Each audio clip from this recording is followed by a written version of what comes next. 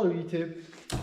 Today in this short video I'm going to share a life lesson with you that I learned here recently that would cost me about $600. I'm guessing maybe $500–600 on a Stihl chainsaw. I don't know if it's specific to Stihl. I guess it could happen to any of them. I've got a 362C here. I love the saw. It's been great. I've had it. I purchased it in 2014. We just have like a small little farm here, around 10 acres in North Carolina, and we just have oak trees that we cut down, or we have trees fall down. And this saw, it's been good, but here the past year it's been kind of, I don't know, it just doesn't have power. And I had thought I'd probably put about 20 to 30 hours on this thing, the lifetime of it. If you can see it, it's hardly nothing. And I took it into the shop, and they confirmed that it's been started 240 times and it's only ran 17 hours. And if you come and look at it, it has like no compression. And so basically what happened, I took it into the shop because because like there's no way that this should have blown up. If you pull the muffler off, you can see scoring. I mean, it looks like somebody's taken a file or something, and just it's damaged pretty bad. And so I know it didn't have compression, but the question is how could this happen? I know it's not gas. I mean, I've got 1 can, 2 cans now that have two-stroke mix on them. That's the only thing. And anytime they get close to out, I've got little bottles, they're 2.5 gallons, I pour them in there and I go do it. I run 3 other saws and I run a backpack. So I knew it wasn't that. And so I didn't have the thing to do the leak down. I wanted to do a leak, not a compression leak down test, but an actual pressure leak test. And so I took it to the Stihl dealership, and of course they charge you, you can't get out of there less than $60. And I wanted the part numbers, which by the way, they said they couldn't give me, which is BS. Luckily, there's people online that sell parts online that actually want to help you and get you the right thing. But what it came down to is, what they did is they pulled the saw apart, and I think they knew it because I asked, like, whatever, but they pulled this off and they got under the clutch. And basically what's happened is sawdust and oil have gotten under the outer clutch cover where the sprocket is. And what had happened was, I think it had the clutch engaged all the time, because when you pulled it, the chain would move, which I never paid attention to because it starts so well, and you just yank it once or twice and it starts. So I never paid attention to it, but I will going forward. So if you pull this and your chain moves at all forward, you need to pull this apart. And I'm gonna stop the video here in a minute, and I'll go through and pull it off. Once I get this off here, I don't want to pull it off and make you sit through all of it, and check under there. So what had happened is there's a bunch of debris, sawdust, oil had gotten under there, and it built up it was just packed in there. They said that they scraped a little bit out of there, so it probably released the clutch to where it's not in a bind now. And they said apparently it just built up heat, which is ironic because I probably never, even when I do cut, I probably won't ever cut a full tank of fuel because, well, maybe sometimes, maybe once I'm cutting up a tree or something like that, but I probably haven't cut up about 30 trees with the oak trees. And the only thing I could think of is I have had a few pines fall down across the road, and we've had to cut them up. I can't remember if I used this saw or not.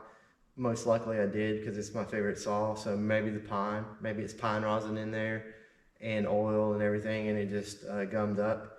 But save yourself a lot of time. Make sure that you yearly or whatever, especially if you're cutting pine or cutting, they asked me if I cut creosote posts or treated posts, which I have not.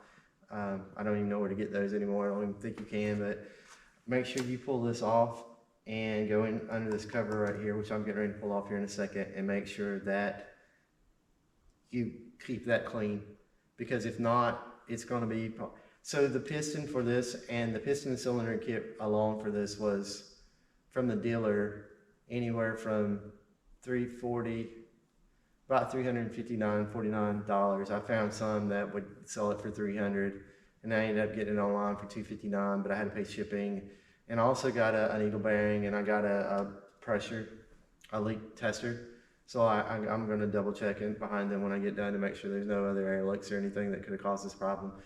So anyway, I'm going to pull this off, and I'm going to show you where to go, and I'm going to, because there's still a lot of gunk in there, which I'll show you, and then we'll just make sure we get a pick and and an air hose and clean it out. But make sure you check this out, because apparently this is what's caused my 17-hour saw to basically need a new cylinder and piston.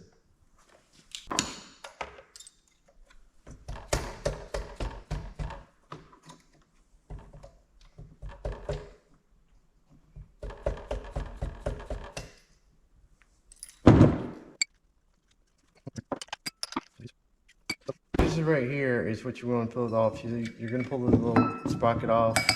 It's got a washer and a retaining clip, and you pull that off. The needle bearing, which I'm taking a picture of all this so I can make sure I don't forget. So there's a needle bearing. That's what they initially thought it was, but it wasn't.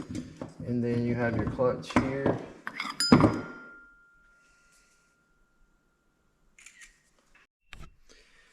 All right, to remove the clutch, it turns opposite, so you turn it clockwise to loosen it and counterclockwise to tighten it.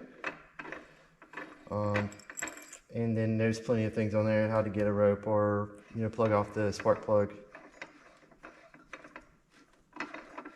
or get a tool. So here is what we were dealing with, and so this was caked in there. I'll take the camera off and get it up close. Get a light here. But this is what, so this has already been cleaned out quite a bit, but apparently this was filled up all the way around here, and that's still a lot of sawdust and oil, and that's what was apparently causing the problems, and they said it caused it to overheat. So I have had chainsaws. I don't really ever run them enough to, I really don't put that many hours on it. Like I said, this is 10 years old and it's got 17 hours. I don't know how that happened. They didn't know how that happened. They tried to tell me it's creosote, but I took it and smelled it, and it's just oil and sawdust, and that's what it feels like. So I don't know if it's a problem with Stihls or it's just something that happens, but make sure you pull this off and check this. I don't know, I guess every 8 hours or something like that. I don't know when it happened or how long it took, but in 17 hours it got that bad, and it was a lot worse than what you're seeing now.